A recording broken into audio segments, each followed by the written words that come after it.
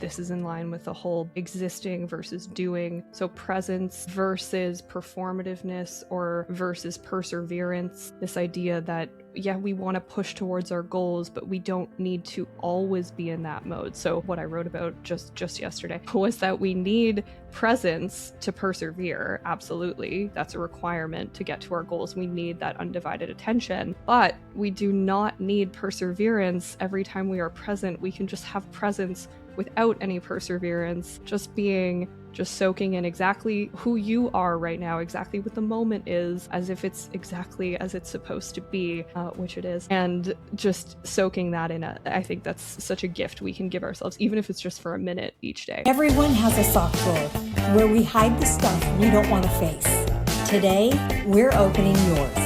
I'm Lisa Begley, and this is the Sock Drawer Podcast. If your life feels messy, stuck, or outgrown, good. That's where we begin. Hey there, Sock Drawer fam. I'm Lisa Begley. Welcome to the Sock Drawer Podcast. Around here, we are far more interested in your story rather than your title. Because look, every life has moments that don't quite fit anymore. Moments that challenge us, stretch us, and quietly shape who we become. And every week we sit down with remarkable people, not to talk about what they do, but to discover how they became who they are. So let's open the drawer. Today, I'm joined by Kirsten Davidson. She's a registered psychotherapist, founder of the Mind the Gaps Psychotherapy, and someone who's dedicated her life, career, and more to helping others better understand themselves. But today, we're much more interested in getting to know Kirsten, the person, than Kirsten, the therapist. Kirsten, welcome to the Sock Drawer family. We're so excited to have you. Thank you so much, Lisa. I'm so excited to be here. Awesome. So we were talking a little bit before the show, and I let her know. I said, listen, I'm going to dive right in, go back, take you way back. So before anyone knew you as a therapist, I'd love to know who Kirsten was. What kind of little girl you were, who maybe influenced you most growing up. What were your dreams before psychology ever entered the picture? Tell us. Love this question. So little Kirsten, was very interested in her creative side, very artistic, was always making something, whether it was messing around with drawing or painting or pipe cleaners or anything. I was always crafting. So since I was little, and I have my parents to thank for nurturing that part of me. And as I got a little bit older, still pretty little, thought, yeah, I want to be an artist, as every little kid does. Yeah. Have that big dream of like, I'm going to make it big. I'm going to do this. Got a little bit older, thought, okay, maybe we can throw in some practicality. Maybe I can tie art or creativity into a career. And this would have been probably late elementary, early high school. I was exploring architecture, realized you need a lot of math for that, and math is not my strong suit. So didn't go down that path. And from there, I ended up doing a career test. I got set up with a very in-depth career counseling process. And from there, on that personality test that they did, I always remember the career counselor sitting me and my parents down and looking at one of the areas that showed empathy, interpersonal skills, and intrapersonal skills. And she said, you scored equally and unusually high on all three of those. Have you ever considered something in counseling, something in psychology? And from there, that was it. It was like, oh yeah, that makes a lot of sense. And fast forward, looking back, under the age of 6, we found diaries where I'd create psychoanalyses for imaginary friends. I was analyzing my friends' behavior in the 4th grade, figuring out why we get into arguments. So there were always signs, but it wasn't until early high school years that it all started to come together and make sense. That makes such sense. And I love those tests that dig into who we are. And I wish this is like a whole nother podcast we could talk about, but I wish that would almost be a requirement to some degree so that kids, early on can get a sense of what are their gifts? What do they excel in? What is their expression of interest? And I think that would be, anyway. Okay. So, all right. So now early on, we already discovered you have these gifts. Was there like a season in your life along the way that sort of quietly started changing who you're becoming and kept leading you in that direction? I would say until that moment in high school when I learned this about myself and I could see it on paper, it became more real. And I was so dedicated to it from that day. So I tell people the short version of that story is I've known I wanted to be a therapist since I was 14, and I didn't veer off that path once. Awesome. Okay, so what steps did you take to continue on that path early on? Since you were blessed to know that early on, which is great. Yeah, I from there I was always really interested in philosophy as well. And so Hmm. and that creative part of me was always nurtured. I took art in high school, so I was always bringing more of a kind of critical thinking, creative lens to therapy versus maybe a bit more like structured or medicalized, more rigid. So I would nurture that philosophy, psychology, started reading a lot about all that in high school. From there, I did my undergraduate degree in psychology with a minor in family and child studies, took philosophy every year, also took art history every year. So it was nice that I got to still hang on to those parts of me that they all kind of merged together and I think fueled each other in different ways. And For then sure. I did my master's in counseling psychology after that and then found myself in a group practice for my internship. I got hired from there. And then just almost coming up to 2 years ago, I started my own private practice. Congrats. That's amazing. And it Thank sounds you. like that's really your gift and where you belong. I love that. So, okay, so we have your career path.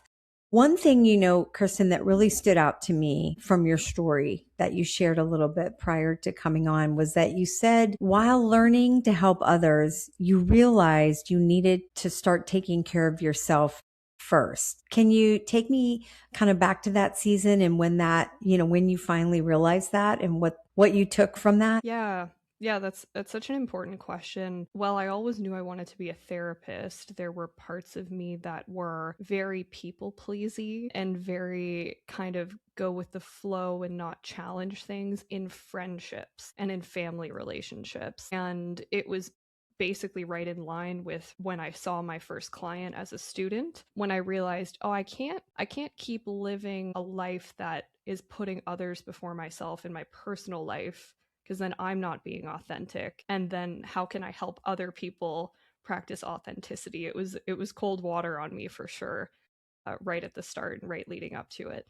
It was like I Okay. have to practice. I have to practice what I preach. So I started doing my own therapy and I still do it to this day. I think every therapist should have a therapist. It's very much encouraged in our field. And yeah, so that was a big wake up call for sure. So what was there, if you don't mind sharing, was there something happening specific in your life in that moment that kind of led you down that path? What finally made you, I guess, what finally made you realize something had to give, something had to change? Yeah, yeah. Well, big vulnerable share here. The binge drinking that goes on in university for some people carries on after there. And the group of people I was hanging out with, that was very normalized. So I continued on that path to the point that I'm type 1 diabetic also. To the point that my safety was in jeopardy at times. I was not caring for myself. I was prioritizing what does the group want to do? How do I fit in? Like how do I continue to maintain these friendships? And a lot of the friendships were bonded over drinking. And there was lots of drama that came with that and then again the safety concern. So yeah, there was a point where the safety concern became so high that I found myself in a merge and that was my bottom, if you will, where I said, okay, I can't keep doing this. I will break this cycle. I'll figure out what's going on here and totally changed my relationship with alcohol, totally changed my relationship with a lot of friends in my life. And then I Yeah. was able to sit in the seat of a therapist and not feel basically like a hypocrite. I thought I can't have this other version of me that throws all my values out the window just to sustain those relationships that then became dangerous. So true. And I thank you for sharing that because I know sometimes those deeper stories are difficult, but it aligns with what so many people go through. And I know you know this. Becoming healthier can actually cost you relationships. It can cost you a marriage. It can cost you so much. And I know that that's difficult. Tell us a little bit about that and what, from a psychotherapist point of view, like how does somebody evolve from those relationships? What needs to happen in order to recognize those moments and say, these aren't healthy for me, whatever these aren't healthy for me and I need to move on. How does someone navigate that? Yeah, I think the noticing can come from an extreme outcome, but it doesn't have to be that way. So Yeah, say more. noticing, Say more about that. yeah, so When you an say extreme, like extreme. the extreme outcome for me was landing myself in the hospital, but it doesn't have to look like that for someone, right? So an extreme For sure. outcome can happen Yeah. just internally, right? Really noticing, am I behaving and living in line with what I actually want to do? Or am I doing what I feel that I should be doing, or maybe what I've always been doing? And that's that autopilot mode that I talk about a lot in my work. And so when something shifts us out of autopilot, it can come from externally, can come from internally. It's best if at the end of the day, internally, we realize, I don't know what's next, but I know what I'm doing isn't working. And from Mhm. that point, you open yourself up to so many modalities of healing, of wellness, of like integrating who you actually want to be into your life. So that journey for me happened with my therapist, who I found at the time, and he really helped me work through the people pleasing, work through what is working and what's not working. And ultimately I kind of honed the skill of feeling safe within my own company and with myself, and being okay that I was going to lose relationships, and that was the most important thing, was my health and safety at the end of the day. And the real ones in my life hung around. Yeah. And that's when you find out, right? But it can be lonely. It can be Absolutely. lonely, right? Yeah. Yes. And it's okay. I mean, there's ways to navigate through that loneliness and understanding that you're bettering yourself, Mhm. and not I I don't it's hard. I'm with you myself as well. So has that journey sort of changed the way you show up, not just professionally, but like wife, friend, person, daughter? How has that impacted those relationships? Yeah, it totally transformed all of those that you named, the way I show up with my partner, the way I show up with my parents, my friends, at work, and with myself at the end of the day in my own company. It changes how I show up. And ultimately, it was the difference between self sacrifice and then self prioritization, which can be viewed by other people as selfish. I'm sure you've heard, like, oh, self care feels like a selfish act. So putting yourself first, especially for someone who leans towards people pleasing, like myself at the time, I felt that I was being selfish, or that that wasn't fair to the people around me. And ironically, if I'd continued down that path, that actually wouldn't have been fair to the people around me. And I probably wouldn't have entered the romantic relationship I'm in right now, which is with, a lovely partner who has the same values that I do. And we've talked about how we had a very similar journey with taking behaviors that were accepted and stepping away from those, and then seeing, who can handle my authenticity, who can handle me as I am, not me as I think I should be. And so I can confidently say today, I don't have a single relationship in my personal life where I feel that I cannot actually show all of who I am. Yeah. Yeah. You chose authenticity over belonging. You actually wrote those words, and that stuck with me when I read them. And it's just a beautiful sentence. So thank you. I appreciate you sharing that. Now, what if you were, what's something I think now that you believe today that maybe looking back, your younger self probably would have argued with you, let's say? Yeah, along those same lines, It's I love probably a so I whole love list. a whole list. I love Gabor Mate, if you've heard of him. He is Mhm. an icon for Yes. me. So, one of the things that I read from his book, The Myth of Normal, right when I was going through this journey, or about to enter into this journey, if I remember correctly, was learning about attachment versus authenticity, and how we are, from a survival mechanism, like, we're always wanting to be in social connection, and we want to be bonded. We want to be attached to people. However, when it becomes attachment that's unhealthy and we're sacrificing authenticity, that's when we run into trouble. So I was reading his work, and I remember there's a chapter on this whole authenticity versus attachment piece. And I was like, that is Yeah. me 100%. I'm Yeah. prioritizing attachment over authenticity. So I would say, my younger self would have argued with me that no, it's better to be in the in group. It's better to just have that status and be attached, because that feels good in the short term, than to be fully authentic. And I think that's probably what most teenagers experience, unless they have a very strong sense of self, that pressure to kind of be in the in group, and you feel important and you feel cool and all of that. that comes with it. So yeah, I think teenage me would argue me on that. Yes. And I know you can speak to this because on the other side of that coin, there's the people who don't navigate to the in group, but they also don't know where they belong. Hmm. That feeling of belonging, and what that looks like. We could probably have a whole podcast on that as well. So, but what is it today that you're still learning about yourself? What are some of the things? So much, so much. Especially as I sit with my clients, I learn more about me unbeknownst to them. And then in Yeah. my own therapy work, I learn more about me. In my relationship, I learn more about me. I would say some big things I've learned about myself is, or are rather, that the attachment I have with other people, while healthy now, are sometimes I am projecting the fear of unhealthy attachments onto healthy ones. So, for example, my relationship with my dad, it's very healthy. It's the best it's been, but I Good. there were situations in the past where it wasn't the best. And so I sometimes am projecting and feeling that trauma response as we do, where although we're safe now, there are parts of us from our past that are acting as if we're not. So something I've really learned about myself, especially this past year, is how to hone that sense of safety and reassurance to these younger parts that you are safe now. Anxiety is no longer needed in that relationship. Like, you will be okay no matter what happens with that relationship. So yeah, a bit of a shift from people pleasing, but more of this anxious attachment, if you will, to certain people in my life, where from past trauma, I have worked a lot on letting go of that, and that's something I still work on. So promising because there's so many. I was going to dig into that a little bit and ask, like, keeping that personally, even without the relationships, how does somebody do that? What are some things that you would recommend to somebody struggling with that feeling of being safe within?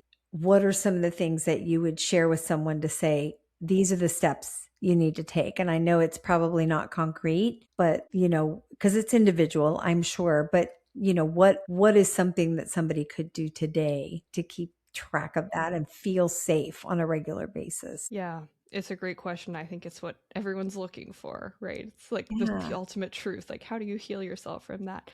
So my mind goes to a specific therapeutic modality, which I've been trained in and which I first experienced as a client. And that made a huge difference. It changed my life, changed the way I relate to other people, continues to do so today. And it's called internal family systems therapy. And what that therapy supposes is that we are made up of multiple sub personalities. These personalities are referred to as parts. So we use this language in day to day. Like, I'm sure you've said, oh, part of me wants to do this, but a part of me would prefer to do that also. So when we're thinking of parts, we can think of them as little beings within our system. If you've seen the movies Inside Out, I always reference those to give a visual on like what it might be like to be in our minds. I think there's only 5 or 6 of them. Our systems are much Right. more complex than that. Yeah, I love But it. I love it. yeah, but to be able to relate to these parts of ourselves, build relationships with them, they're all usually younger. So my trainer called them the littles. So the littles in your system, like your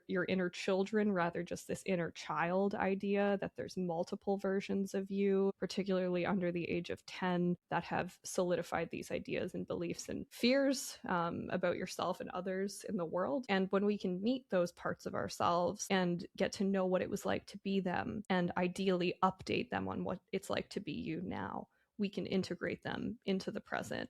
And it's a beautiful thing. I've experienced it, I've witnessed it, I've facilitated it, and yeah, I could go on and on about IFS. Yeah, you've lived it. You've lived it. So thank you, Kirsten. I appreciate that. And I think our listeners will as well. It's just good to have something to think about when someone's in the middle of trying to feel safe and trying to, kind of move their life forward in a way. So, all right. So we've reached this. We talked about this before. We've reached that it's time for the drawer. Everybody has one. Every life has experienced one. And it's a place where to what we were kind of to the point of what we were saying, it's a place where we keep the things that still fit and the things that probably should have been let go of, I don't know, a while ago, I'll say, not a long time ago.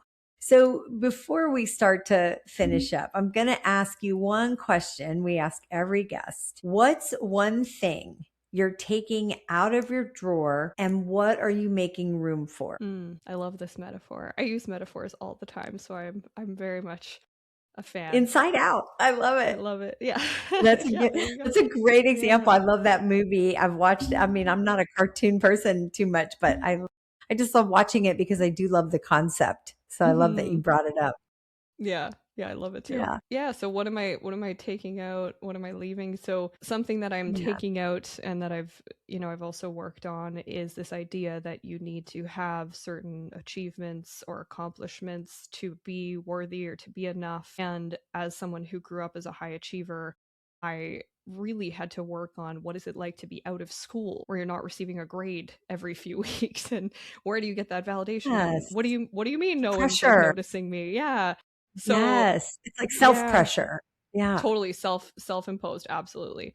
And Yeah. so letting go of that idea and leaning into, so what I'd keep in my drawer is that you are enough just as a being, as a human being existing in this world. You are inherently deserving of love. You are inherently good. And something that has really helped me lean into that is my own work with my clients, my training in IFS, and looking at how ourselves are just naturally worthy of all of those things. It does not need to be earned. And I've been leaning into that more, where I'm spending more time being and less time doing. So yes, definitely we're Mm. keeping the being. There's some doing that happens, but it's not as tied to that's going to determine if I'm like good enough or if I have a big enough legacy, and very kind of egoic thinking. Kirsten, I love that so much. Spending more time being and less time doing. Doesn't mean that the doing doesn't need to happen. That is such a powerful statement. Spend more time being, and I feel like it could be a subtitle or something. Spend more time being and less time doing. That is so good. I love that. Thank you for sharing that with us. So where can people find you? Tell me more about you. You know, you're the founder of Mind the Gaps, and just tell me more about that and tell us where we can find you. Yeah, so Mind the Gaps Psychotherapy is my private practice. I offer virtual therapy across Ontario, in Canada, and I also offer in person in Burlington, Ontario. And the easiest place for people to find me would be my website, which is mindthegaps.co, and that's gaps plural with an S. And from there, you can find my social media, you can find my booking links, community engagement, articles, all of that good stuff. Awesome. And also, you mentioned, we talked a little bit before we jumped on, you mentioned a book. Am I okay to say this? Is this something that Yes. we can look forward to?